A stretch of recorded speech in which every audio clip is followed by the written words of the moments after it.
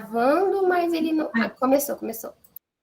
Então, gente, boa tarde. Sou a professora Marta Furlan. Nós estamos aqui para mais um ciclo de conversas, né, sobre a infância em diferentes territórios.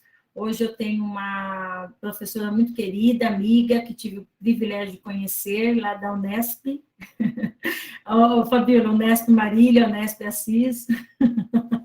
Isso, nossos caminhos de Unesp.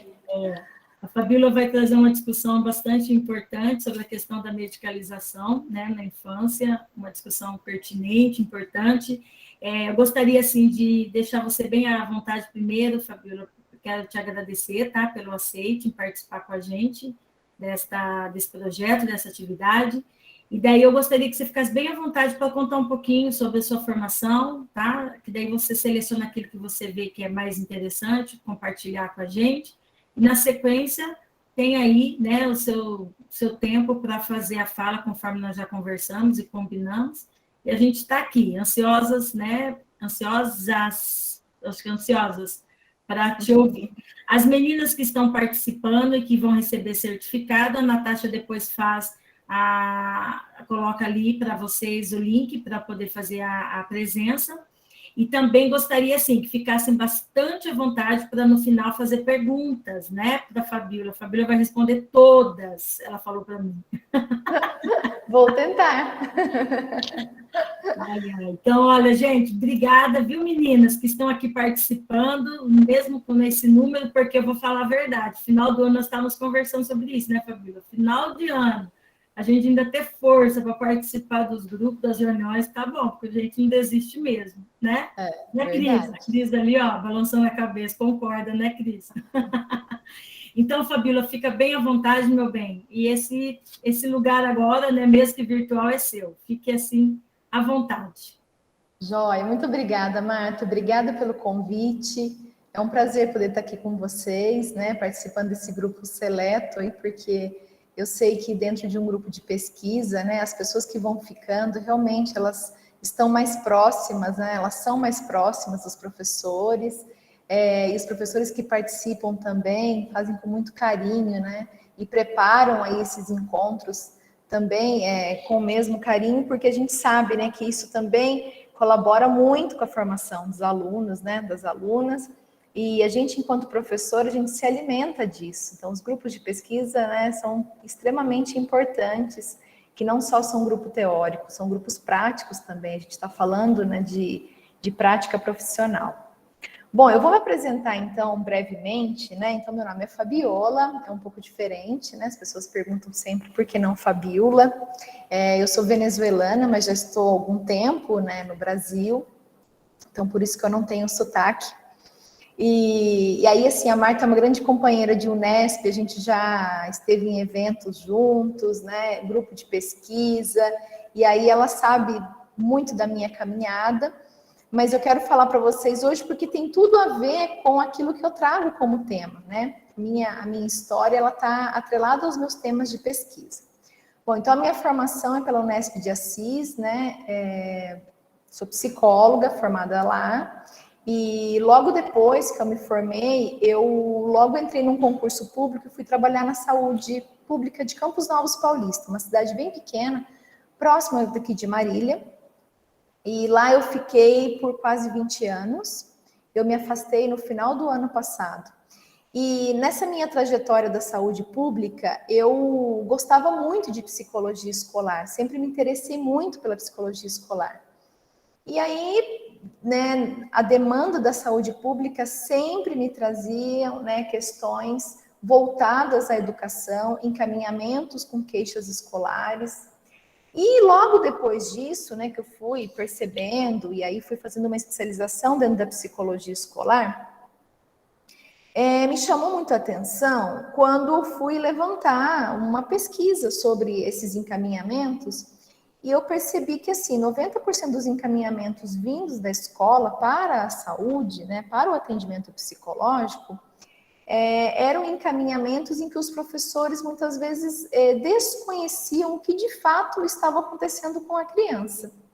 E aí, essas queixas escolares, elas tinham um impacto muito grande, porque muitas vezes não chegavam para mim, iam direto para a psiquiatria ou para a neurologia. E como única psicóloga do município, eu acabava recebendo todos esses encaminhamentos e até mesmo as contrarreferências dos médicos, né? E logo depois eu recebi o convite de ir para a escola. Então eu fiquei na saúde e fiquei na escola como psicóloga escolar. Lá eu fiquei durante 15 anos trabalhando nas escolas municipais, né? A escola de educação infantil e de ensino fundamental. Então eu fui fazendo um contraponto na área da psicologia, tanto dentro da saúde quanto da educação, né? E a partir daí, quando logo que eu me formei, eu não fui para o mestrado, né? Eu queria muito ter uma vivência prática, eu queria conhecer a área, eu queria poder colher de dentro da minha prática o meu tema de pesquisa para o mestrado. E justamente foi o que aconteceu, né? Quando eu comecei a trabalhar como psicóloga escolar, e aí percebendo essas questões que chegavam, as queixas escolares que chegavam para mim, na saúde, eu fui para um grupo de pesquisa de infância e realidade brasileira, na Unesp de Assis, onde eu criei o meu projeto de mestrado. Eu queria entender se a medicalização, né, esse fenômeno da medicalização, que até então não era muito conhecido, a gente está falando de 2007, não era muito conhecido, se estava conectado, de certa forma, com a indisciplina, né, com as ocorrências que aconteciam na sala de aula. E eu entrei no mestrado, pesquisei, né, fiz uma imersão numa escola de educação infantil durante 1 ano e 8 meses, fiz observação participante, utilizei dessas ferramentas metodológicas, né, o diário de campo, para fazer um estudo mais aprofundado sobre isso. E continuei na saúde, continuei na educação e fazendo o mestrado, né, durante esse tempo todo. Bom, eu concluí o mestrado, né, eu tinha a hipótese de que tinha sim uma conexão, de que muitas crianças que eram encaminhadas, elas vinham aí de uma série de comportamentos considerados indisciplinados. Só que durante a minha dissertação, quando eu fiz entrevistas com os professores, né, quando eu pude ouvi-los mais de perto, eu percebi que eles ficavam muito confusos, eles não sabiam o que de verdade era indisciplina, o que de verdade era um problema de aprendizagem, ou até mesmo um problema de ensinagem, né? Se existia ali alguma situação na sala de aula que causava diretamente aquele comportamento indisciplinado. Então, a gente constatou, né, tanto eu quanto minha orientadora, meu grupo de pesquisa, e todas as pessoas que se envolveram na minha pesquisa, de que existia aí uma dúvida que fazia com que o professor desenvolvesse uma queixa escolar, encaminhasse esse aluno para atendimento psicológico, até psiquiátrico, e que muitas vezes era pautado em algo desconhecido para o professor. Bom, acho que é importante dar um passo atrás e falar um pouco sobre o conceito de medicalização. Eu coloquei o ar muito forte aqui, agora estou ficando com a garganta seca. Algumas pessoas têm intimidade sobre o conceito de medicalização, né? O que é a medicalização em si. Outras não compreendem muito bem, porque parece óbvio, né? Parece que é o ato de medicar alguém, de administrar uma droga, de dar medicamento, ou de repente, estimular o uso do medicamento. Mas, na verdade, medicalização, né, é um conceito em Foucault, que ele aparece na Microfísica do Poder, em 79, quando a gente fala sobre transformar questões não médicas em questões médicas. Questões de ordem social, questões que aparecem no âmbito social, que têm origem nas relações e que são transformadas em questões do corpo biológico, tá?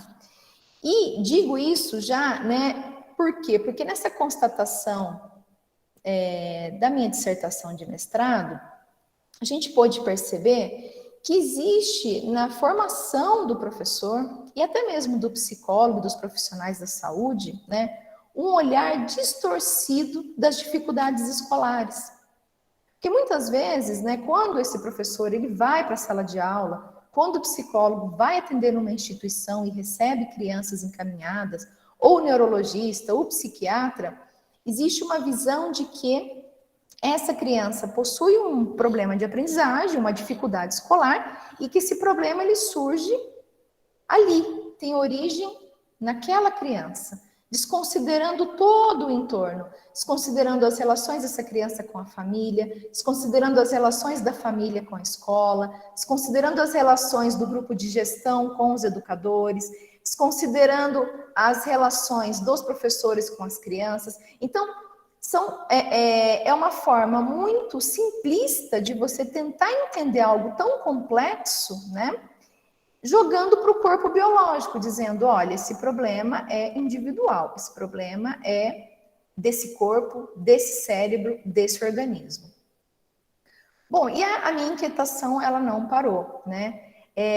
Foi uma época em que não se compreendia o que era medicalização. Então, eu fui pesquisar, eu fui para a Unicamp, eu fui para a USP, fui conhecer pessoas que estavam começando a investigar sobre isso. Lembrando que não é um tema novo. Como eu disse, ele apareceu na Microfísica do Poder em 79, de Foucault, e é algo que depois eu vou trazer para vocês um pouco de história, e vocês vão perceber que tem uma conexão muito grande com o início do século XX, de coisas que a sociedade tinha como prática e que nem percebia que, na verdade, isso já era um processo de medicalização, né? Então, nesse momento, né, inclusive essa dissertação, ela virou um livro, né, foi premiado pela Unesp, mas até então foi algo muito difícil para mim, porque eu tive que buscar, tive que pesquisar e ler com materiais muito restritos, né, porque a gente não tinha aí pesquisas na área, uma pesquisa dentro de uma escola, com professores, sabendo o que os professores pensavam sobre isso. Bom, a partir daí, né, eu fui conhecer um profissional que inclusive, ele esteve recentemente numa entrevista do Fantástico, em que o Drauzio Varela abriu um quadro sobre TDAH, não sei se vocês acompanharam. E ele é um médico neurologista, ele é do Rio Grande do Sul, e ele estava com uma atividade, né, em Campinas, e depois ele teve a mesma atividade em Ribeirão Preto, e eu comecei a acompanhar o percurso desse pesquisador. E fui para conhecer um pouquinho sobre essa atividade dele. Mas quando eu cheguei lá, eu tive assim, na verdade, imagine, eu concluindo o mestrado, com todo um posicionamento crítico, né, diante dessa questão, e era um mega evento, com psicopedagogos, com neuropedagogos, com neuropsicólogos, com todas as nomenclaturas, né, que a gente ainda nem conhece, que já existiam lá, todos os neuros possíveis. E ainda muitos pedagogos, psiquiatras, neurologistas, né, e professores de outras áreas. E quem financiou esse evento foi a Novartis. A Novartis é um laboratório médico, né, que é a que fabrica a Ritalina, a fabricante da Ritalina. A Ritalina é conhecida como droga da obediência, um dos medicamentos mais utilizados, né, no quadro de TDAH, dislexia, descalculia e todos os DIS também, que vocês conhecem. E eu achei, assim, muito preocupante, porque ali ele colocava, né, o quadro de TDAH, o diagnóstico de TDAH, como uma certeza. E uma certeza muito distante do protocolo médico, porque o protocolo médico, né, quando a gente tem uma doença neurológica, a gente não fala em porcentagem, a gente fala em 1 por 1000. A gente fala em exames por imagem, a gente fala em doenças comprovadas cientificamente, com exames, com imagens, com sintomas, né? E ali a gente estava diante de um diagnóstico subjetivo. E era uma doença neurológica, com um medicamento para doenças neurológicas. Então, eu fiquei até indignada com esse posicionamento dele, né? E fico indignada sempre que eu encontro na classe médica, né, uma dificuldade em se pensar as relações, porque eu acho que isso vem mudando na formação do médico, mas ainda é muito presente, né, esse olhar biologizante, né, que se perde realmente a noção dessas relações. E aí eu continuei nessa pesquisa, não concordei, né, é algo que eu levo para muitos artigos, algumas discussões que eu faço com muitos outros profissionais, né? Inclusive tem a Cecília Colares e a Maria Aparecida Moisés, uma dupla de pesquisadoras da Unicamp. A Maria Aparecida Moisés, ela é médica. Ela é médica e ela faz uma discussão acirrada contra o posicionamento desse médico, porque ela fala, quando a gente fala que o TDAH, por exemplo, que é um transtorno de déficit de atenção e hiperatividade, acomete 15, 20% da população infantil, a gente está falando de uma epidemia. Né? A gente está falando numa doença neurológica grave, sem cura, que, na verdade, então, é uma epidemia. E aí a gente não para pensar que o mundo mudou, os hábitos mudaram, as relações mudaram, né? E não leva isso em consideração? Então, é algo muito grave que é discutido também por médicos. Então, a gente não está falando de um posicionamento de um psicólogo, né, ou de professores contra a área médica. Não é isso.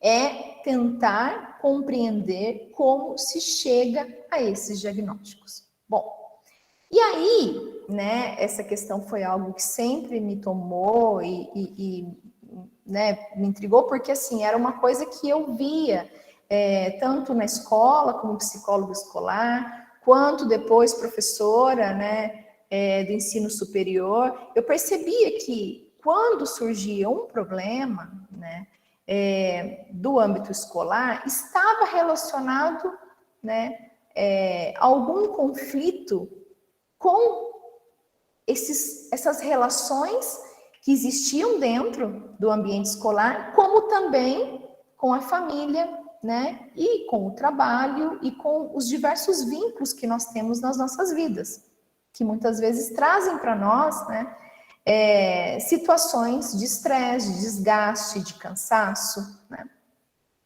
E aí, quando eu fui para o doutorado, né, aí eu fui aprovada no doutorado aqui na Unesp de Marília, e aí a tese a gente sabe que muda de figura, a tese você pode ser mais contundente, você pode trabalhar de uma forma original, você não precisa se apoiar tanto, né, naquilo que já foi escrito. E aí eu tive aí uma liberdade, até mesmo pelo tempo de um doutorado, né, que são 4 anos, e o mestrado é muito rápido, né, não te dá aí essa liberdade para que você investigue mais profundamente. Aí no doutorado, o meu tema de pesquisa, então, foi tentar compreender, né, como as escolas lidavam com o processo de medicalização. Então, como uma escola democrática pensa os problemas de aprendizagem, como que a escola democrática pensa as relações familiares, como que a escola tradicional pensa os problemas de aprendizagem, como que as escolas pensam sobre as dificuldades sociais, né, sobre situações que envolvem a violência doméstica, o abuso, né, quando a gente vê tantas coisas acontecendo, né, e como que isso é pensado nessas escolas, né? E também as escolas indígenas. Por quê? Porque, assim, parece que elas ficam isoladas, mas, ao mesmo tempo, nós temos tribos, né, dentro de comunidades de brancos. Então, se a gente pensar, por exemplo, tribos que estão muito próximas de cidades, elas recebem uma certa influência da nossa cultura. Então, eu queria entender um pouquinho se essas escolas indígenas, se elas compreendiam esse processo e como que isso se dava no dia a dia, no cotidiano escolar. Então, utilizei do método de triangulação. Então, eu peguei, né, a escola tradicional, a escola democrática e a escola indígena. Aí eu fiz uma outra triangulação. Eu queria conhecer um pouquinho outros países. Então, eu queria saber, por exemplo, o Chile. O Chile é um país da América Latina que tem muita semelhança com o Brasil. Ao mesmo tempo, é um país multicultural, porque por falar o castelhano, é um país que sempre recebeu muitos imigrantes. Diferente de nós, que agora estamos recebendo, né? Mas o Chile sempre foi um país que recebeu muitos imigrantes. Então, tem uma constituição educacional bem diferente da nossa. E aí, também tem um IDH mais alto da América do Sul. Então, eu queria conhecer também como que acontecia lá, né? E pensei num país europeu, porque eu falei, os países europeus, eles têm umas escolas tradicionais, né? E tem uma educação medieval, e como que isso impacta na educação hoje, né? E como que eles compreendem, por exemplo, esse processo de medicalização, né? Você pegar questões sociais e olhar essas questões sociais do ponto de vista biológico. Bom, então eu fui para a escola indígena, eu fui para escolas democráticas e fui para as escolas tradicionais. Eu fui para o Chile, eu fui para a França e fiquei pesquisando aqui no Brasil para poder construir um quadro comparativo, né? Nesse quadro comparativo, né, isso ficou muito claro para mim. E aí eu trago para vocês, né, acho que nesse momento, então, eu pulo aí, né, para minha apresentação, depois eu volto aqui para trazer para vocês, né, mais detalhes, mas eu dei continuidade nessa pesquisa, porque também depois eu fui para a Argentina, que também é um país que culturalmente ele está muito conectado com a Europa, embora esteja na América do Sul, né? O argentino ele tem uma forma de conduzir, inclusive a educação, né? A vida escolar é muito diferente da nossa, embora economicamente esteja muito próximo de nós, com crises, com as mesmas dificuldades financeiras, né? Com as questões políticas. Então, depois, no pós-doutorado, eu quis conhecer a Argentina para me dar esse elemento. Eu ainda precisava, ainda tinha algumas dúvidas, né? E, é claro, as dúvidas, elas continuam para sempre, ainda bem, né? A gente precisa ter sempre dúvidas, sempre questionar qualquer tipo, né, de situação. Mas aí, eu continuei, então, trabalhando na saúde, né? Na psicologia escolar, recentemente, eu já não estava mais. E durante todo esse tempo, eu estava, então, no ensino superior, né? Em grupo de pesquisa, pesquisando, no doutorado. Então, assim, depois do pós-doutorado. Então, eu fui vivenciando situações em que eu podia fazer essa complementação, porque eram diversos campos diferentes, né? Na saúde, eu analisava essas questões que chegavam para mim e na academia pesquisava sobre essas questões que também me intrigavam. Recentemente, eu então me afastei lá da saúde, né? Hoje eu estou como coordenadora da clínica de psicologia aqui da Universidade de Marília, né? A Unimar.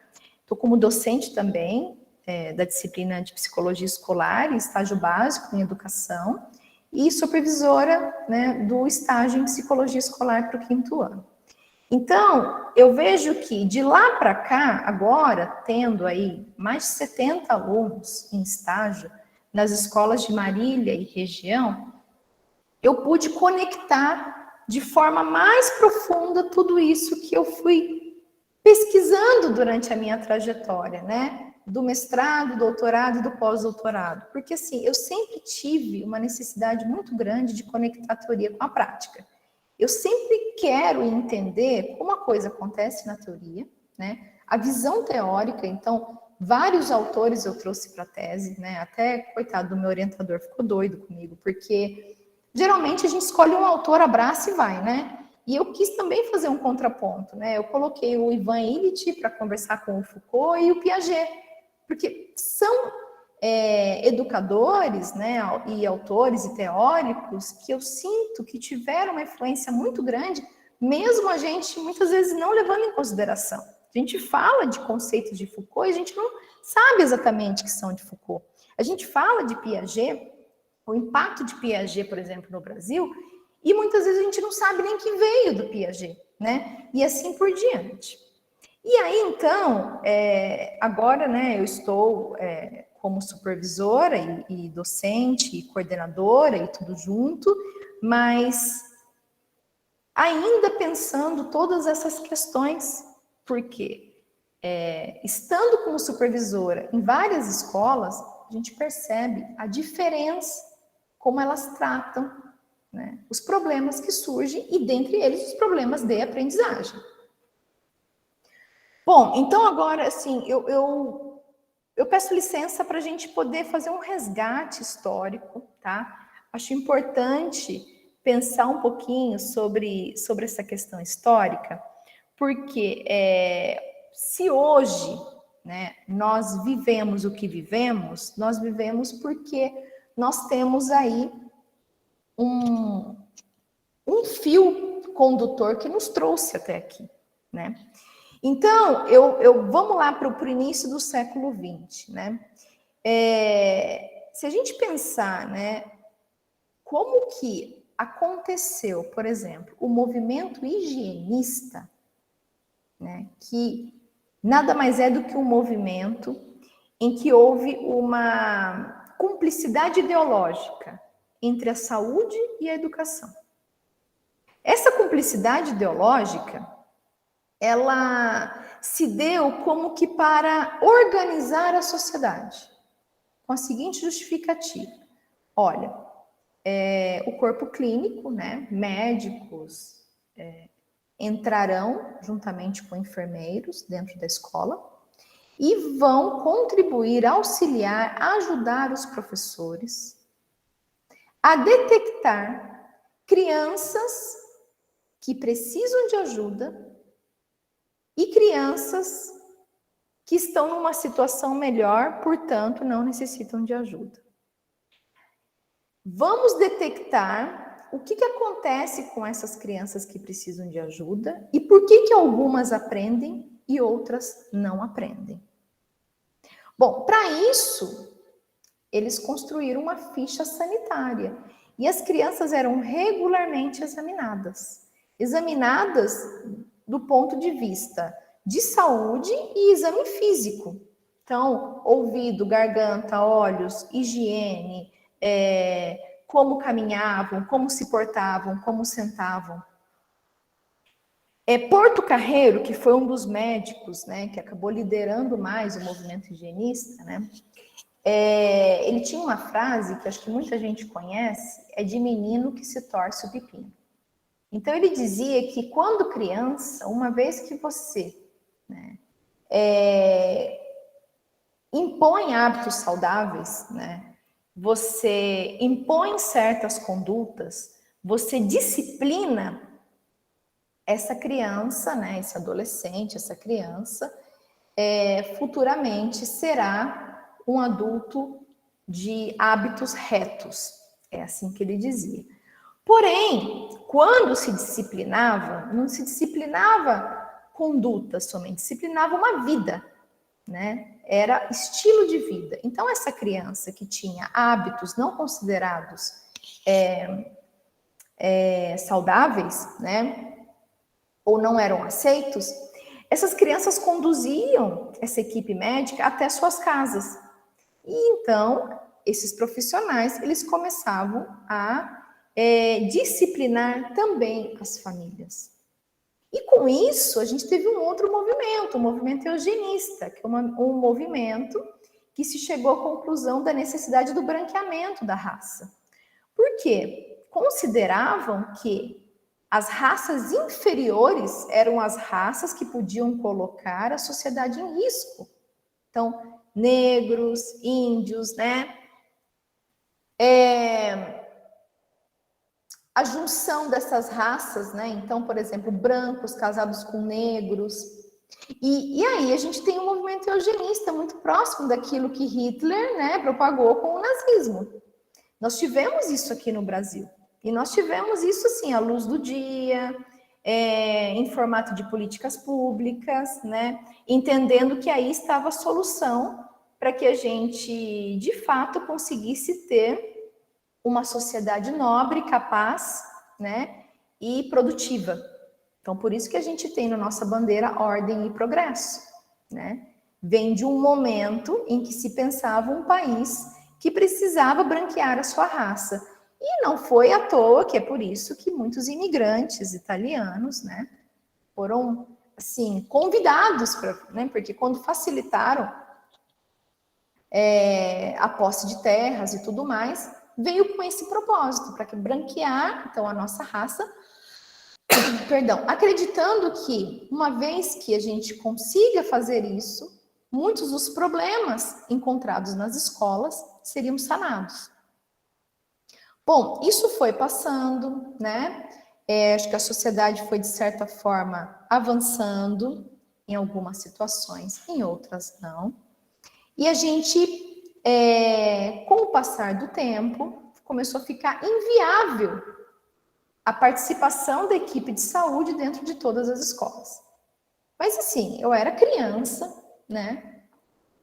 O meu pai era médico, e eu lembro de ir com ele, ou eu estudava nas cidades em que ele trabalhava, e ele vinha na escola para examinar as crianças, né? E ele comentava sobre isso, ele ficava indignado, ele falava, a gente não tem que procurar quem é que pode, de repente, desequilibrar a saúde de uma escola, ou propagar uma doença. Nós temos que ter uma prevenção como um todo, um programa de prevenção em saúde e família, mas isso não pode ser dentro da escola. Quem tem que fazer um programa de prevenção, de educação, de saúde, é o próprio professor, e não a influência do médico dentro da escola. Porque isso corresponde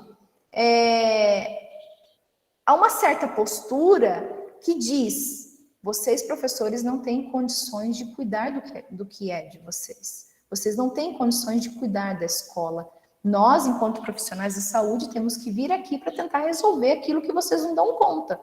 O que é mentira, né? O que é uma inverdade, porque o profissional da educação é o profissional mais capacitado para dar conta da escola. Ninguém de fora vai saber o que de fato está acontecendo ali.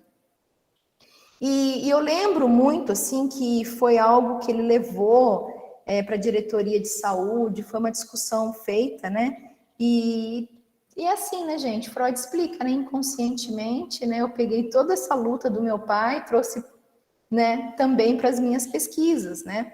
Porque é algo que ele ficava indignado com isso, né? Porque ele colocava apto ou não apto. Como que um médico tem condições de dizer apto ou não apto para participar de uma atividade com a sala de aula? Apto ou não apto porque essa criança ela é indisciplinada, ela tem uma condição neurológica, né? E aí isso faz com que afete aí todo o funcionamento de uma sala de aula. Então, é um absurdo isso, né? E ainda bem que eu acho que isso foi, né, acabando, né? A gente não vê mais escolas que têm esse tipo de conduta, porém nós temos a queixa escolar. Nós temos os relatórios dos professores que chegam nas mãos dos profissionais de saúde. Então, quando a gente fala, por exemplo, né, da medicalização, a gente fala também de uma patologização. Então, se a gente pegar a origem da palavra patos, né, vem do grego, patos, a gente está falando de sofrimento, de assujeitamento, a gente está falando de submissão, de deixar o outro, como diz Foucault, né, o conceito de Foucault do corpo dócil, o corpo dócil como alvo de poder. É a gente dizer que o outro não tem condições, né, e ele não tem controle sobre sua própria subjetividade. Ele não tem controle sobre sua própria vida. E o professor, ele não tem condições técnicas né? Não tem condições emocionais, não tem condições epistemológicas, não tem condições de nenhuma forma de compreender isso. Então, ele precisa encaminhar para um profissional da saúde, considerando um suposto saber, ou seja, aquele profissional, ele é um suposto saber, ele me dirá como deve ser minha conduta em sala de aula. Absurdo, né? E isso é algo que desrespeita o profissional, o educador, né? É como o ato médico. Nós, enquanto eu, como psicóloga, os profissionais da saúde, fisioterapeuta, nutricionista, todos lutamos contra o ato médico, porque os médicos não podem interferir numa conduta de um profissional, né? Ele tem a formação médica, é separada dos outros profissionais, assim como do pedagogo e dos outros professores, né? Dos outros licenciados. Então, a gente vê, né, que isso tudo tem aí, é claro que é muito mais longo do que isso, nem daria tempo por aqui, a gente poderia fazer uma disciplina somente dessas questões históricas envolvendo nessa cumplicidade ideológica entre a saúde e a educação, mas isso foi o início do que a gente chama de guerra das raças. E a gente tem tanto preconceito hoje, a gente tem tantas questões sobre isso dentro das escolas, e isso tem uma origem, né? E que foi, né, sendo inculcado, que também era um outro termo muito utilizado no movimento higienista, inculcamento, ou seja, né, a gente vai colocando, né, mensagens e colocando ideias, ideologias, fazendo com que essa pessoa acredite, né, que por ela ser inferior, ou porque ela está no ensino público, ou porque ela tem uma condição econômica que a deixa vulnerável, ou porque ela está numa situação difícil naquele momento, ela é passível de submissão. Ou seja, ela pode ser patologizada, né? E aí, gente, isso é grave. Por que que é grave? Porque influencia políticas públicas na saúde e na educação, né? Teve uma época em que eu estava na educação de ensino fundamental e chegou um treinamento do governo do estado para que os professores fizessem para conseguir detectar na sala de aula quem tinha dislexia, quem tinha TDAH, quem era autista, diversas patologias, né, com questionário. E não é assim, né? Quando a gente vai, por exemplo, assim, o TDAH, eu tenho as minhas... eu questiono o TDAH, né? Eu questiono por diversas coisas, mas se existir TDAH, ele não pode ser um diagnóstico construído isoladamente. Nem por um professor, nem por um psicólogo, nem por um médico. Ele tem que ser construído de uma forma multidisciplinar, com o olhar do fonoaudiólogo, com o olhar do neuropsicólogo, com o olhar do psicólogo, com o olhar do psicopedagogo, com o olhar de um pedagogo, de um professor formado em letras, história, seja lá qual formação tiver, mas ele tem que ter uma visão, né? Tem que ser um diagnóstico construído de forma multidisciplinar, como qualquer outro diagnóstico que atravessa as questões escolares, né? Isso não sou eu que estou dizendo, são vários teóricos, vários profissionais que já chegaram a essa conclusão. Então, por exemplo, quando a gente vê um programa no Fantástico, falando sobre o TDAH, e na primeira noite, né, na primeira vez que o programa ele é colocado, eles colocam 2 artistas para dizer que possuem um diagnóstico de TDAH. Nós sabemos, nós que somos de humanas, nós sabemos que nós temos uma forma de ver e experimentar o mundo diferente de alguém da biológicas e das exatas.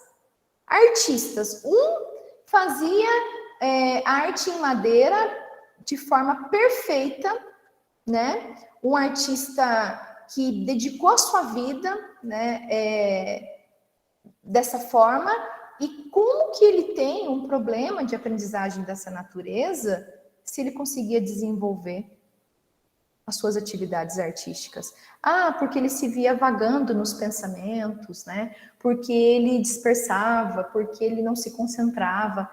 Bom, músicos, artistas plásticos, a gente sabe que eles são assim. As pessoas só conseguem produzir, né, no ócio, só conseguem produzir, só conseguem ter criatividade se você realmente tiver inspirações, e para isso você não pode estar numa situação de estresse, sendo pressionado, cumprindo hora, né? Imagina, quem é da publicidade, por exemplo. A pior situação de um publicitário é você ter horas para entregar uma campanha, quando a pessoa precisa ter momentos de criatividade.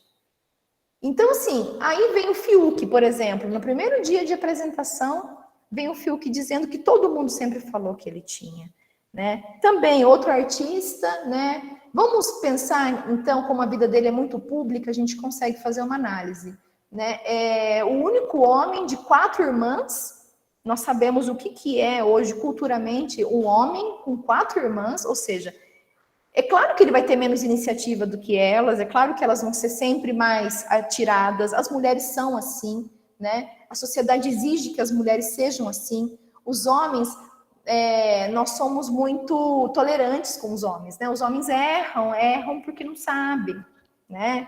Coitados, eles não sabem, a mãe vai lá e faz, demorou para entender, né? Nossa, o homem é assim mesmo, agora a mulher não. Então, se a gente começar a analisar essas situações que elas são levadas num programa de impacto social gigantesco, a gente vai ver que é uma falta de responsabilidade. Porque no outro dia, eu tive uma aluna que chegou aqui e falou para mim, o meu pai se identificou. Ele falou, eu tenho TDAH. Não, porque, pensa, quando eu coloco a chave num lugar, eu não lembro. Gente, qualquer pessoa que está com a cabeça cansada, coloca a chave num lugar e não lembra. Quem daqui já não perdeu chave ou começa a procurar o óculos na cabeça? Não é? Então, são situações que nós vivemos do dia a dia, do cansaço, do estresse, dessa conexão direta, né, com a tecnologia, o tempo todo conectado com o celular hoje. São coisas que fazem de nós, né, pessoas que precisamos estar o tempo todo conectados em várias situações. Então, hoje a gente faz muitas coisas ao mesmo tempo e isso faz com que a gente se desconcentre de algumas, até mesmo porque o cérebro necessita disso. O cérebro é inteligente. Se ele não entrar em pane de vez em quando, né, é como o computador. Se você parar... Fabíola, seu microfone está desligado. Você desligou sem querer, eu acho. Ai, faz tempo, será? Não, agora. Agora desligou de novo. O que está acontecendo? Acho que deixa eu tirar daqui. Está muito sensível esse computador. Até o computador é sensível, né? É assim. Então, eu estava falando justamente sobre, né? O notebook, você para de usar, ele desconecta, né? O nosso cérebro da mesma forma. Então, se nós temos habilidades cerebrais, competências voltadas, né, para algumas atividades e outras não, aí logo a gente, então, já é enquadrado numa série de patologias. Então, isso é muito perigoso, porque a gente não está falando só de adultos que constatam um problema de ordem neurológica ou se sentem desconcentrados. A gente está falando de bebês. A gente está falando de crianças diagnosticadas com 1 ano e meio, 2 anos. Então, a gente está falando de uma série de situações que vem acontecendo e a sociedade acaba naturalizando isso tudo, né? E assim, e essas ações disciplinares, elas foram tomando um caminho sem volta, né? Então, por exemplo, qualquer conduta é passível de um diagnóstico. E qualquer coisa que a gente não consiga, então, por exemplo, você vai muito bem em história, em geografia, né? Na sua vida escolar você foi muito bem, leitura escrita, mas você não vai bem em matemática. Mas por que você não vai bem? Você é estimulado em casa? Você tem pessoas dentro da sua família que têm habilidades, né, do raciocínio lógico e matemático? Por exemplo, você sempre foi estimulado a fazer atividades, né? Não. Bom, mas isso não é algo que precisa ser analisado. A gente só precisa ver se você sabe calcular ou não. Se você não consegue calcular, você tem descalculia. Uma criança que tem dificuldade de leitura, mas ela está sendo alfabetizada aos 5 anos, aos 6 anos. quando na verdade ela deveria estar brincando.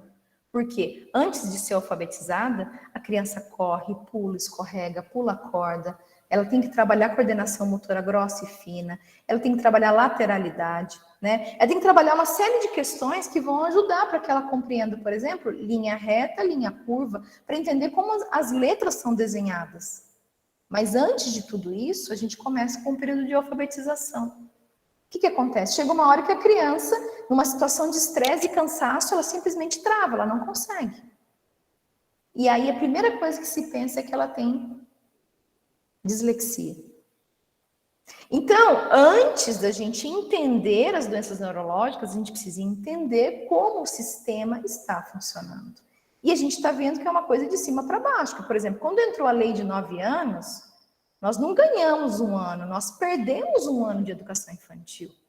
E um ano na vida de uma criança, em termos de desenvolvimento, é um impacto gigantesco. A gente está falando um ano a menos de brincadeiras no parque.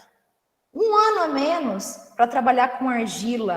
Um ano a menos de musicalização, que muitas vezes tem escolas que no ensino fundamental já não tem mais, né? Então, e aí a gente vê uma criança entrando precocemente, né, num universo letrado.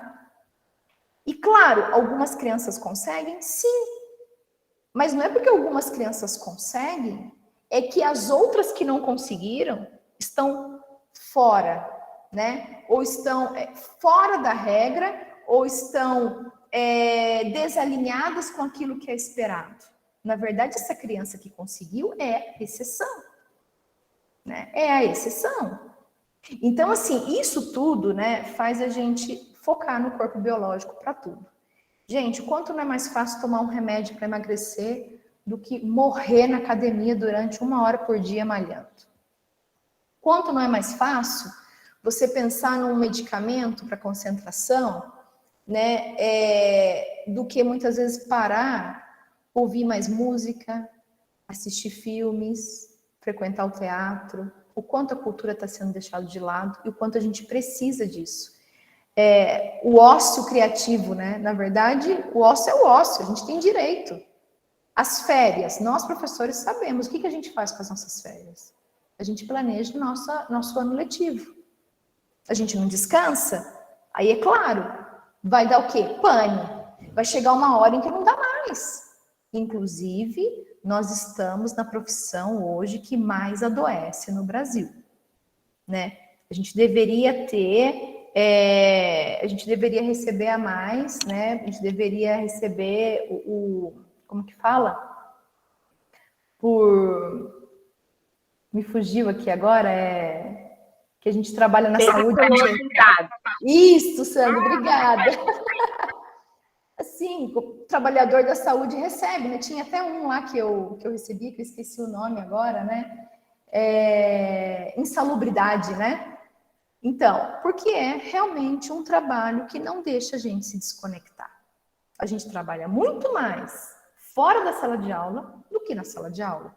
Para a gente poder dar uma aula de 2 horas, a gente estudou quanto tempo para isso, né?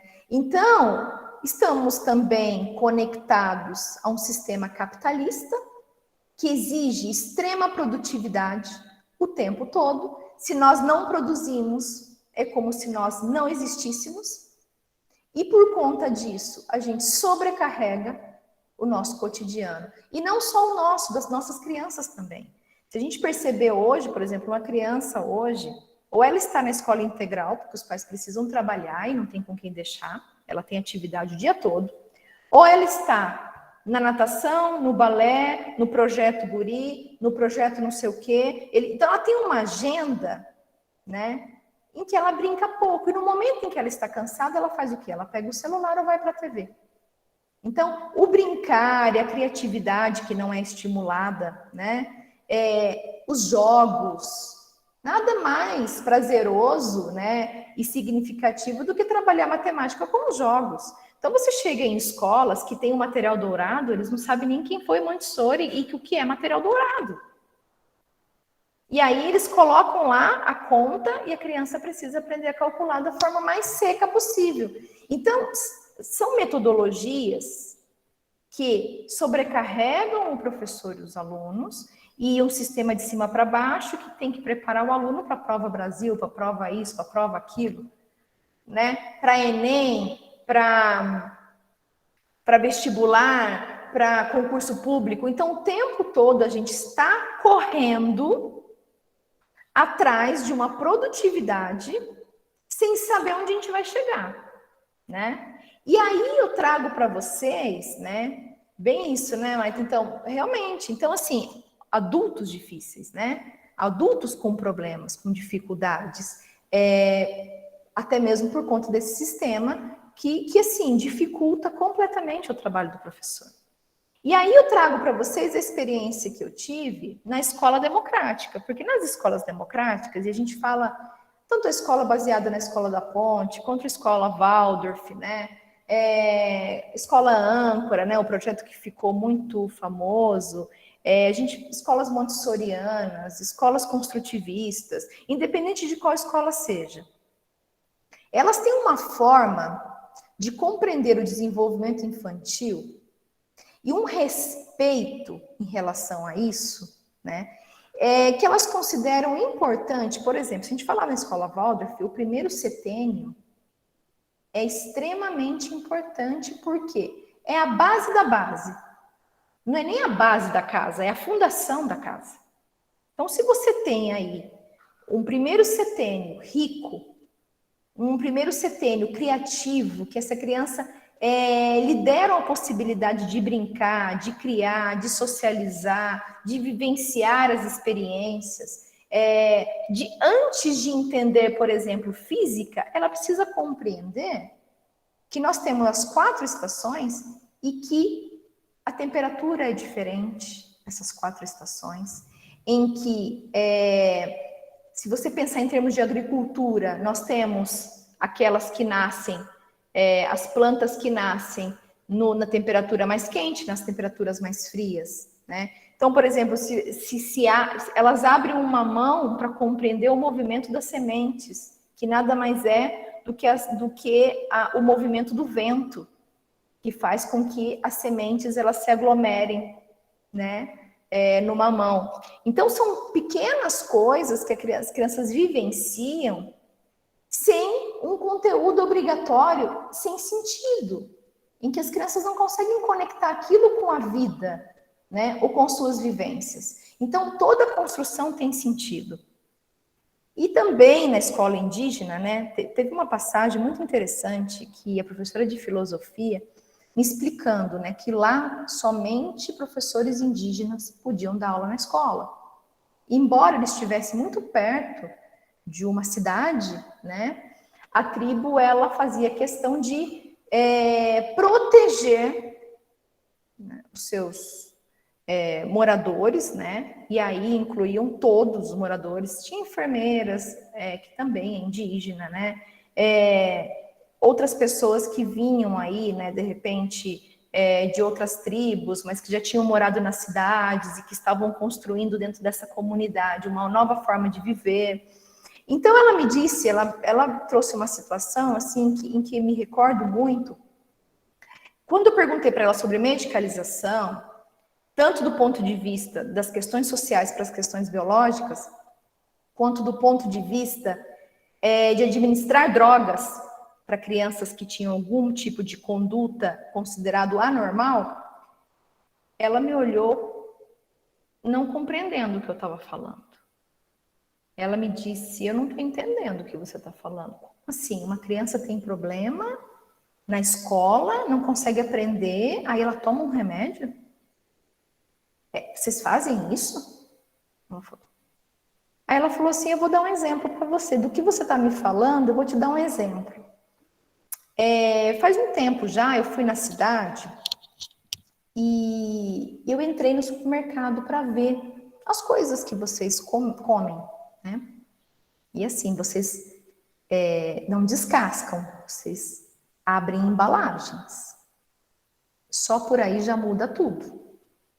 Outra coisa, ela falou, o tomate que vocês comem é da mesma qualidade do tomate que nós comemos aqui. Qualidade do sentido da semente. Mas você vai ver o tamanho desse tomate. Sabe aquele tomate grande que vocês compram? Vem aqui para você ver o tomate que a gente come e que é da mesma qualidade. Parecia um tomate cereja. Um pouquinho maior que um tomate cereja. Aí ela falou, a vida de vocês é assim. Nós trabalhamos com qualidade. Então, o que a gente faz? A gente não vai comer um tomate grande porque não tem veneno. A gente sabe disso, que não tem veneno. Então, a gente tem que cuidar mais de perto, a gente tem que aguar, a gente tem que colher na hora certa. Porque senão, a gente sabe, né, que tem os bichinhos, vem, come. Ela foi me explicando como se eu estivesse explicando para uma criança. Agora vocês comem tudo, vocês gostam de tudo que é macro. Então, vocês vão lá, escolhem aquele tomate maior que vocês veem, não, tomate, né? Então, tudo é assim para vocês. Só que, assim, é um tomate envenenado. E ela falou, e para nós, usar um medicamento para as plantas é como usar um veneno. Eu falei, mas para nós também é um veneno. Ela falou, então, a diferença entre o remédio e o veneno é uma linha tênue. E aí, vocês usam como remédio para combater as pragas. Para nós, isso é veneno. E o medicamento que você está me falando que vocês dão para as crianças e para os jovens de vocês usam para combater uma praga. Mas para nós, isso é veneno. Porque o dia que a gente precisa começar a usar remédios, nós, indígenas, já morremos. O nosso corpo, a nossa alma abandona o corpo a partir do momento que a gente começa a tomar medicamentos. Porque até lá, enquanto a nossa alma habita nosso corpo, nós tomamos chás, nós comemos bem, né, plantas e frutas plantadas por nós. Então, nós cuidamos da nossa alimentação, porque tudo que entra pela nossa boca, ou é remédio, ou é veneno. E para mim, assim, gente, aquilo foi a coisa que eu mais me surpreendi de ouvir, porque embora eu soubesse que os indígenas, eles se protegem demais, eles lutam pelas suas, né, pela sua cultura, né, pelas suas ideologias, mas a gente sabe que uma tribo perto de uma cidade pode sofrer influências. Aí ela fala, tudo bem, a gente já tem uma televisão, a gente já tem um celular, mas a gente não considera que isso é algo saudável para nós. Tanto é que o único problema que nós tivemos até hoje aqui na escola foi por causa da televisão. Por quê? Compraram uma televisão e colocaram numa casa e não avisaram o cacique, porque o cacique precisa saber, porque ele começa a observar o jeito da família, se tem algum tipo de influência. E aí a criança chegava e dormia.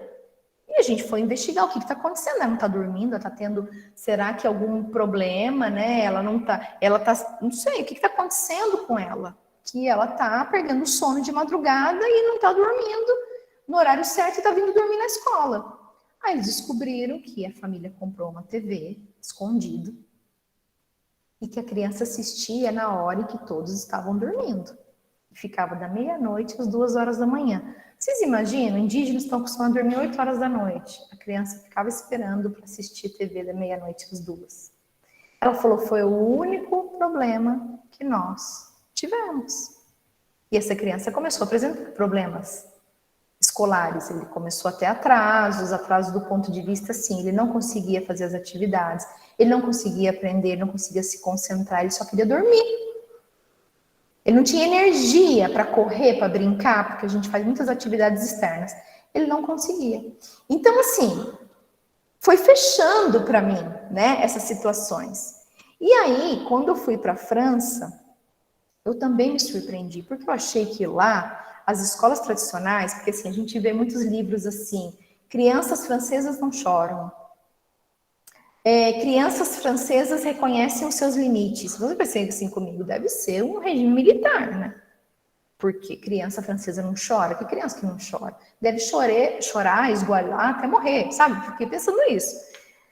A professora trouxe a situação seguinte. Ela falou assim, primeiro, a nossa classe, ela, na França, ela é reconhecida. Nós, enquanto professores, somos bem remunerados, porque a gente não tem diferença aqui. O médico ganha igual o juiz, que ganha igual um professor. Então, nós somos remunerados, mas também nós somos muito cobrados. Então, a gente entende que quando uma criança tem uma dificuldade, primeiro a gente precisa cuidar do nosso sistema, da metodologia de ensino adotada nessa sala de aula, da metodologia de ensino adotada na escola como um todo, para depois a gente dizer que o problema está na criança ou na família e nessa relação. E aí ela falou que diz que eles têm um hábito de quando a criança atravessa algum conflito na escola, todos os professores se unem para montar um projeto para essa criança, para pensarem essa criança na sua totalidade, de forma integral, para fazer um estudo sobre essa criança. E a partir daí compreender o que está acontecendo e saber o que seria mais eficiente, como que eles poderiam ajudar essa criança. E quando eu falei sobre a questão das drogas da obediência, das drogas utilizadas para os problemas de aprendizagem, ela disse, isso aí é uma influência norte-americana que vocês brasileiros aceitaram de forma muito feliz. E nós não aceitamos. Então, aí faço um parêntese, nós temos, os Estados Unidos como o maior produtor de fármacos para a infância, nós temos o Brasil em segundo lugar. Hoje, a indústria farmacêutica, ela só perde para a indústria bélica. O que é, assim, algo que deixa a gente muito preocupado. Então, nós temos aí, em primeiro lugar, medicamentos psicotrópicos, utilizados para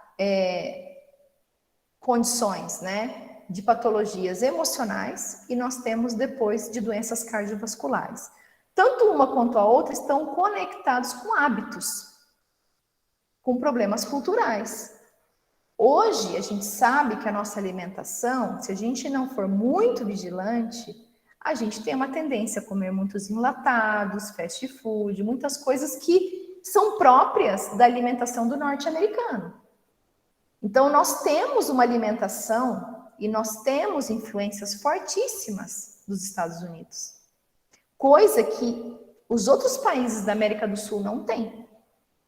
Não têm. Eles barram, eles se negam, a terem essa influência tão forte como nós temos. Então, assim como os Estados Unidos, que utilizam de drogas para estudantes, para prestar uma prova, ou para moldar, de certa forma, o comportamento, nós também abraçamos essas condutas e naturalizamos essas condutas. Então, a gente vê, por exemplo, países da Europa que têm, sim, uma educação tradicional, uma educação muito dentro daquilo que a gente considera, às vezes, assim, diferente da nossa, mas, ao mesmo tempo, nós sabemos que eles são muito mais cautelosos em relação a isso. E eles constroem uma equipe multidisciplinar dentro da escola para pensar essas questões. Tanto o sofrimento do professor, porque se a gente fala que é uma das profissões que mais adoecem, isso é mundial. Por quê? Pela estafa, Agora, quando a gente está, claro, num país como o Brasil, que o professor não é reconhecido, isso piora ainda mais, porque a gente sabe que o impacto econômico, ele perpassa pelo impacto social. E aí, nisso tudo, a gente vê professores adoecendo porque não sabem o que fazer naquela situação. E outra coisa que essa professora trouxe, os outros professores que eu também pude conversar lá, é que dificilmente você tem um professor sozinho numa sala de aula. E quando você tem para 8 crianças. E não para 40, igual nós temos aqui. Que o professor, ele termina o ano letivo sem saber a data de nascimento de todos, o nome da mãe de todos, não sabe muitas vezes nada sobre a criança. Por quê? Porque é uma rotina. Os estagiários contam muito isso. Eles chegam para fazer atividade com as crianças, os professores falam, eu não sei se eu agradeço vocês ou se eu peço para vocês irem embora. Porque quando vocês chegam, vocês trazem novidades, vocês desenvolvem atividades com as crianças que nós adoramos, mas ao mesmo tempo o que está batendo aqui são os dias letivos. Cada dia que vocês chegam aqui é um dia letivo a menos que eu tenho de inserir o meu conteúdo programático. Isso vai ser cobrado depois de mim. O que eu faço? Entendeu? Então aí, assim, tem a questão da gestão, a forma com que esse grupo gestor coloca o seu trabalho dentro da escola também, o apoio que ele dá para o professor, né? Porque o professor do segundo ano, o maior medo dele é a língua do colega do primeiro, que vai dizer que ele não foi suficiente, né, na educação dessas crianças, que ele não possibilitou um desenvolvimento para essas crianças, quando na verdade ele pode ter feito muitas atividades e não ter obedecido exatamente o conteúdo programático, mas ele possibilitou outras coisas que as crianças precisavam mais. Mas o professor não tem essa liberdade para isso. Ele tem que atender a provinha Brasil que vai chegar, que inclusive aqui em Marília está acontecendo agora. Não, aconteceu quinta e quarta passada, quinta e quarta. Então os professores ficam apavorados, porque isso vira nota, que vira mídia, a prefeitura se utiliza disso, né? A escola recebe mais verbas ou menos verbas. Então tudo está conectado com questões políticas e econômicas. A gente está falando de coisas que, de certa forma, se conectam, né? Bom, e aí, gente, eu acho que, de uma forma geral, né, eu vejo, assim, que esse processo de biologização, né, e de medicalização da infância, ela está ligada com as causas do fracasso escolar, mas não é fracasso escolar. Como diz a Maria Helena Souza Pato, é fracasso do escolar, porque a escola nunca fracassou. A escola, ela é da mesma forma, do mesmo jeito que ela sempre foi, ela continua sendo. E aí nós temos, né, uma combinação que nunca vai dar certo. Uma escola ainda dos jesuítas, com professores do século XX e com alunos do século XXI. Então é uma combinação que nunca vai dar certo, né? É uma coisa que faz com que a gente tenha aí para a vida toda uma necessidade de um posicionamento político-pedagógico. A gente precisa se posicionar dentro da sala de aula, com os nossos grupos de estudo, com o grupo de gestão, né? Mas que eu acho que, assim, é uma forma da gente sempre buscar pensar, né, assim, como que está o outro diante de mim? Como que eu posso fazer a diferença na vida dessa outra pessoa? E se, de repente, eu realmente constatar que essa criança, esse adolescente precisa de ajuda, como que eu posso fazer para me conectar com pessoas que realmente possam ajudá-lo, né? Sem patologizar, sem rotular, sem estigmatizar, sem construir aí, de repente, algo que é uma sentença de morte. Essa pessoa vai levar por toda a vida esse diagnóstico e ela nunca vai conseguir compreender a origem disso e o que ela deveria ter feito para ser diferente. Isso impacta na vida pessoal, na vida profissional, né? Então, como um todo. Então, a gente está falando de infância, né? Mas a gente sabe que o adulto é aquela criança crescida. A criança que nós fomos, ela nunca vai sair de dentro de nós. Então, é muito importante que a gente cuide dessa infância. Que a gente consiga, né, possibilitar uma história educacional positiva para essa criança, para que ela sempre tenha boas lembranças da sala de aula, das relações que ela construiu ali, né, e de tudo que ela pôde aprender, e que a gente sempre dá reticências, a gente nunca fecha com ponto final, a gente sempre possibilita que essas crianças tenham aí, né, liberdade, por isso que é importante esse olhar democrático, né, diante da aprendizagem, que ela tenha liberdade de construção, né, liberdade para criar, para construir, para viver, para aprender, e até para compreender os seus próprios sentimentos, que é algo muito difícil, que a gente vem percebendo, que as crianças não sabem identificar o que elas sentem. E quando a gente não sabe identificar o que a gente sente, a gente tende a sofrer por algo oculto, né? Então, eu acho que é isso, tá? Estou aqui à disposição. Algumas colegas precisaram sair, né? Dou meu tchau aí, meu forte abraço e agradeço por terem ficado até agora. E obrigada pela paciência, gente. Acho que a temática ela é bem, né, traz bem dentro do título, né, uma discussão pertinente, algo que ainda precisa, né, eu falo Fabíola, né, Fabíola, eu não consigo chamar você de Fabíola. Fica à vontade, mas que eu sei que na dúvida sou eu, me chamou, sou eu. É o meu jeitão brasileiro misturado com uma coisa meio pessoal. Eu acho que essa questão dessa temática é uma questão ainda muito importante, principalmente para dirigir um olhar mais crítico dentro das escolas, né? Não só pelos campos das instituições paternas, mas pedagógicas. Precisamos quebrar um pouco, né, esse olhar da doença, dos estereótipos, dos estigmas, né? Onde a gente vai olhando para a criança e dizendo ditando as suas, como se as suas patologias. Eu, como professora e supervisora de estágio, sabe, Fabiola, eu já vi várias vezes professores comentarem, eu acho que essa criança é autista, eu acho que essa criança é isso, e às vezes traz, né, uma característica e já acha que tem que ser medicados, né? Eu sou mãe de uma criança que passou pela escola e todos os tipos de diagnóstico ela teve, né, dentro da escola, até de esquizofrenia, né? E que meu filho hoje tem 18 anos. Então, assim, várias situações por conta que, às vezes, principalmente quando ela não se enquadra dentro de uma possível normalidade, não se encaixa, né, dentro daquele estilo padrão.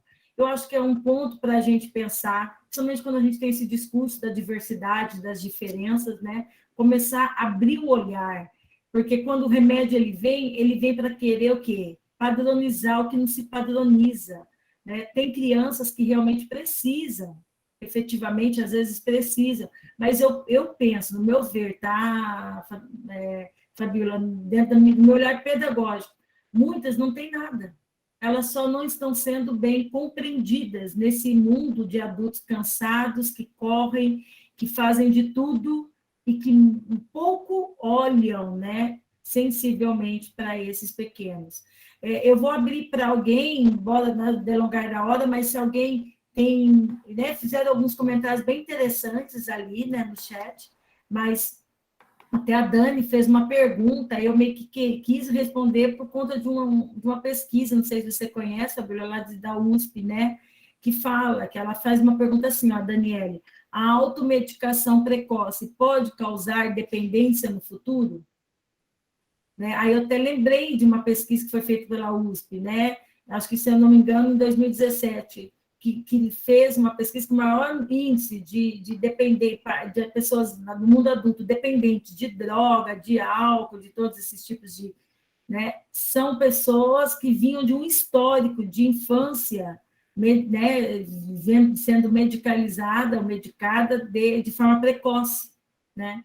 E aí eu me lembrei, porque na época me chocou bastante essa pesquisa. E eu lembro, tinha vários medicamentos, mas eu me lembro do Olanzapina e a Ritalina, né, que eram dois. Inclusive, Olanzapina, por exemplo, é uma medicação que ela dá, como que chama aqueles efeitos alucinógenos, assim, e muitos acabam, né, muitos até acabam achando que a criança está num quadro de esquizofrenia, porque ela vê muita coisa, os efeitos colaterais dessa medicação, né?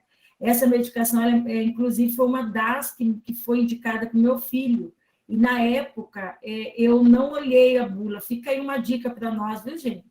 Eu não li a bula. E meu filho, ele não queria dormir, tinha alucinações, via pessoas olhando para ele dentro do quarto, foi uma situação muito caótica. Eu voltei ao médico, né, ao neuro, e ele disse, seu filho é esquizofrênico. Aí, voltando para casa, muito chateada, fui ler, né, e aí falou que um dos efeitos era esse. Ao retirar a medicação dele, dentro de uma semana, acabou para nunca mais ele ver nada. Então, um ponto também que a gente tem que tomar muito cuidado, né? Seja na qualidade de família, de escola, ter esse olhar crítico, não é ir dando medicamentos assim, né? Porque isso também existe por trás de um mercado muito grande, né? Uma rede muito grande de comercialização desses medicamentos. Alguém quer fazer algum comentário, alguma pergunta? Não sei se tem algum comentário a mais pelo que eu olhei aqui, parece que só foi o da Dani. Professora, posso fazer um comentário rapidinho? Claro, fica à vontade. A fala da professora Fabiola, né? Ela me fez pensar várias coisas, mas eu passei por um episódio esses dias, acho que semana passada, que foi exatamente isso. Que eu estava numa farmácia comprando medicamento até para mim mesmo, de questão de ansiedade e tudo mais. E aí chegou uma moça assim do meu lado e falou assim: eu dou esse medicamento pro meu filho. Aí eu olhei e falei assim, mas por quê, né? Ela falou assim, porque ele não para quieto, espalha todos os brinquedos pela casa, fica agitado e não sei o quê, e assim, sabe? Aí eu olhei, e aquilo me deixou tão chocada, tão assim, eu saí da farmácia que eu falei assim, meu Deus do céu. Porque, na verdade, e é uma coisa que a gente sempre vê, né? Que acontece, os pais, eles acabam medicando, só que a criança, ela só tá sendo criança, sabe? É claro, eu não sei de fato se realmente essa criança, né, o filho dessa mulher realmente né, passou por um médico e tudo mais, mas assim, pelo pouco que ela citou, foi muito voltado para isso mesmo. Ela só estava sendo criança e ela não podia ser criança, então ela estava sendo medicada pelo simples fato dela ser criança. E eu me lembro que na graduação, quando eu fiz pedagogia, a professora de psicologia, a professora Paula, a gente estava até falando sobre essas questões de medicamento e fracasso escolar e tudo mais, e ela trouxe alguns testes de TDAH que o pessoal aplica para definir se realmente a pessoa tem ou não. E aí, eu achei aquilo, assim, o máximo, porque, né, sendo irônica, porque os testes, se a gente for ver hoje em dia, a gente vai colocar que, né, de uma forma geral, todo mundo tem. Porque, gente, o mundo que a gente vive hoje, né, é tudo uma loucura. Então, assim, sabe, juntando tudo isso, só para fechar, que eu lembro também que você falou sobre a questão de competição e tal, eu acho que hoje em dia, até nas anotações que eu fiz aqui, eu percebo que os pais, né, de uma forma geral, eles tentam tanto ocupar o tempo dessa criança, né, aquela competição de, mas meu filho faz inglês, meu filho faz francês, meu filho faz balé, meu filho faz não sei o quê, meu filho faz música, não sei o quê, faz tudo, só que esquece do principal, que é ser criança, né. Então, eu acho que é só para fechar de tudo que a professora falou, foi ótimo, eu adorei a sua fala, e me fez pensar muitas coisas. Que bom, Natasha. Obrigada, viu? Obrigada mesmo. Posso comentar só os dois, depois a gente continua perguntando quem tem mais? Só para eu não me perder? Pode comentar. Não, então, Marta, você falou sobre a questão do medicamento, né? Então, a gente tem que pensar que a gente tem um sistema nervoso central, né?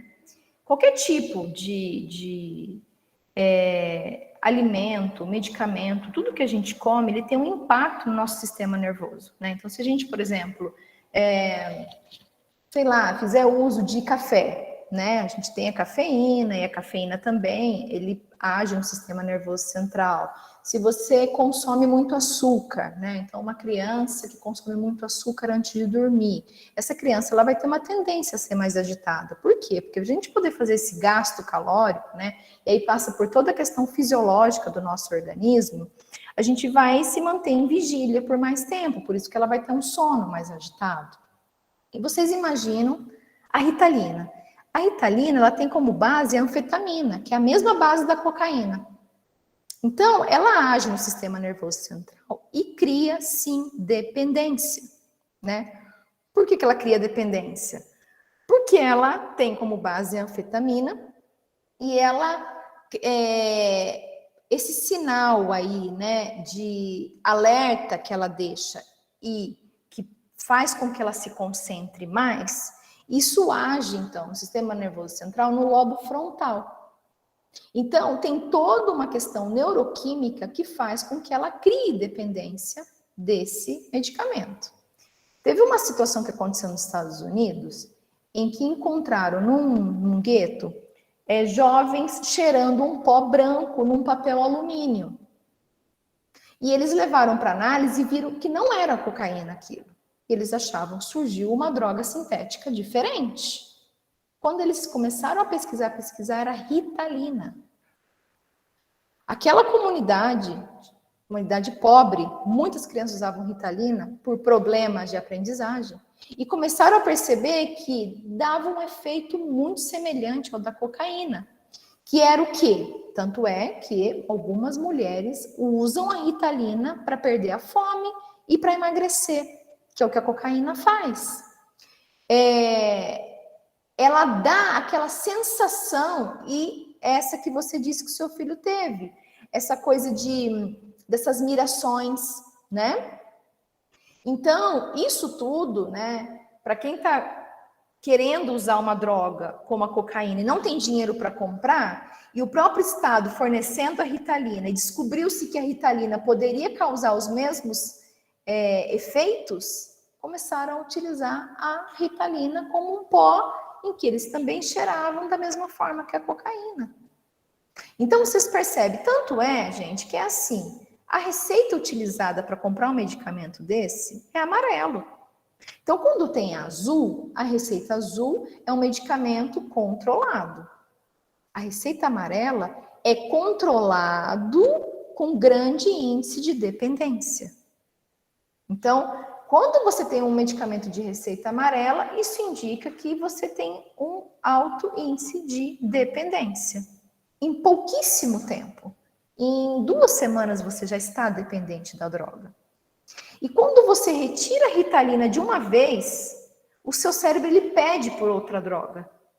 O que acontece é que muitos adolescentes que usam drogas já foram usuários de Ritalina. E de outras drogas, né, antipsicóticas, tem muitas outras drogas. E tem um outro problema, que são as comorbidades que a droga causa. Então, a criança ela sai do consultório médico com a receita de um medicamento. Aí, Marta, se você continuasse administrando essa droga para o seu filho, o médico ia entrar com um antipsicótico, porque ele disse, olha, seu filho é esquizofrênico. Então, ele ia entrar com um Aldol, por exemplo. 2 meses depois, ele ia começar com um quadro de depressão. Ele ia entrar com um antidepressivo. 3 meses depois, ele ia começar com um quadro de ansiedade. Aí ele entrava com um ansiolítico.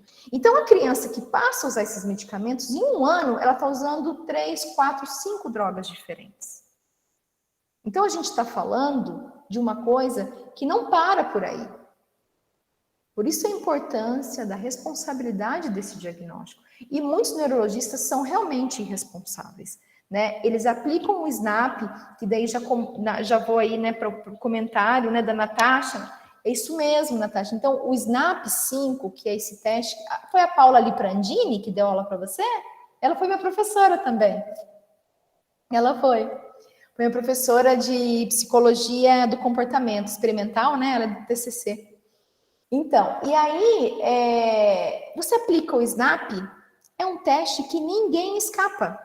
Então, não prestam atenção enquanto falam com ele. Gente, se eu estou assistindo um filme, estou super concentrada, não adianta falar comigo, né? Conversa muito ou perde as chaves, não sabe onde está, sabe, coisas assim? Gesticula muito quando conversa. Então, tá, tem toda uma questão genética que envolve família, forma de comunicação. Corre muito na hora do intervalo. Então, são coisas, gente, que são coisas de criança. Criança, quando você vê uma criança muito quieta, corre que está doente. Não é? Ou ela está triste, ou ela está com febre, ela está com algum quadro, uma virose, alguma coisa. Ela precisa ser cuidada, porque uma criança, ela tem toda a energia, né? Ela está ali com toda a vitalidade. Diferente do adulto, que tem uma rotina de desgaste mental muito grande. Agora, que as nossas crianças também estão tendo rotinas de desgaste mental muito grande, estão. E é por isso que a gente está tendo tanto quadro de depressão na infância, é por isso que a gente está tendo tanto quadro de ansiedade, de insônia, né? E aí a gente está falando uma coisa que, se a gente for lá em Vallon, né? O Vallon, quando pensou, né, e escreveu tanto dentro da teoria da afetividade, ele sempre dizia uma coisa: não amarrem os pés e os braços das nossas crianças. Deixem que elas se movimentem. E ao se movimentarem, muitas vezes, elas não ficarão sentadas 4 horas te ouvindo. Porque a criança aprende com o corpo. A criança se expressa com o corpo. Então, ela anda, ela se solta, ela corre, ela brinca. E aí, isso faz com que ela se concentre mais, se interesse mais. Quando você amarra essa criança numa carteira e pede para ela prestar atenção durante muito tempo, ela vai se desconcentrar. E se é uma criança que já está acostumada, por exemplo, a ter o celular na mão, ela vai se desconcentrar mais ainda. Então, nós temos hoje, por exemplo, essa criança que a mãe estava na farmácia, Natasha, provavelmente é uma criança realmente que possa estar agitada, mas se você pensar, as ondas cerebrais que nós ativamos enquanto estamos no celular, vendo desenhos em que a movimentação é extremamente rápida, de cores, sons, né? Então, é uma hiperestimulação dessa criança. Ela vai para um videogame, ela atira, ela corre, ela isso, ela aquilo. É uma hiperestimulação cerebral. Quando essa criança vai fazer alguma coisa que precisa de silêncio para se concentrar, ela não consegue. E aí ela vai brincar, ela não consegue brincar se ela não destruir tudo, porque ela está extremamente agitada. Assim, eu sou de uma geração que brincava na rua, né, gente? E os pais ficavam atrás, mandando a gente entrar. Hoje, a gente tem que tirar os filhos de casa, porque eles não querem sair de casa. Você vai num hotel, você vai para uma praia, você vê todo mundo em volta da piscina com o celular na mão. Tá todo mundo conectado o tempo todo. Você vai num restaurante, você vê 4 pessoas da família, cada um com o celular na mão. Para os pais conversarem, tem que silenciar a criança com o celular na mão, né? Então, são hábitos que foram aí, né, tomando espaço na nossa sociedade e que, como que a gente não vai levar em consideração isso que está acontecendo? Então, tem certas coisas que os professores falam em sala de aula e que muitas vezes não tem sentido, porque numa teclada no Google, aquilo já está solucionado. O que a criança precisa é encontrar sentido naquilo que ela está aprendendo, né?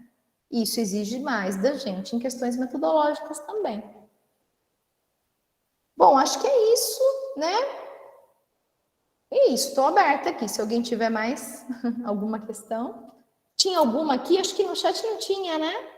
Acho que só foi a da...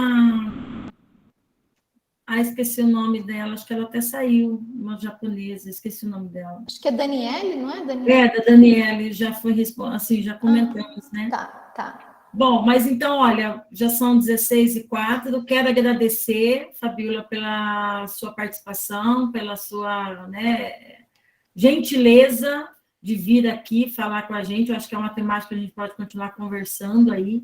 Quem sabe, né, Natasha, ano que vem nós vamos fazer a Crítica Infância, a gente coloca a Fabíola lá para uma mesa redonda, lá para o negócio. Eu que agradeço, estou aqui à disposição. Tá? Muito obrigada. Muito importante, né, meu bem? E eu acho que vale a pena, tá? Quero agradecer os que ficaram também até agora. E é isso. Próximo mês, né, dia 14, né, Natasha? Nosso último encontro do ciclo de conversa. E espero encontrá-las para a gente finalizar esse ano, né, com essa atividade. Obrigada, querida. Quer falar alguma coisa? Despedir? Não, quero agradecer imensamente. Obrigada mesmo. E obrigada pelo convite, Marta. Estou sempre à disposição. É muito bom estar aqui com vocês. Quem sabe presencialmente logo mais, né? A gente não possa estar também. Ah, se eu pudesse trazer você para trabalhar, para fazer uma fala na minha disciplina de pós-graduação, eu estou ofertando uma disciplina sobre a infância, educação e teoria crítica, e a gente vai trabalhar bastante sobre essas variedades, né, sobre todos esses diversos territórios. Quem sabe a gente consegue fazer aí umas umas parcerias nesse sentido, tá, Pois Fabi? isso mesmo.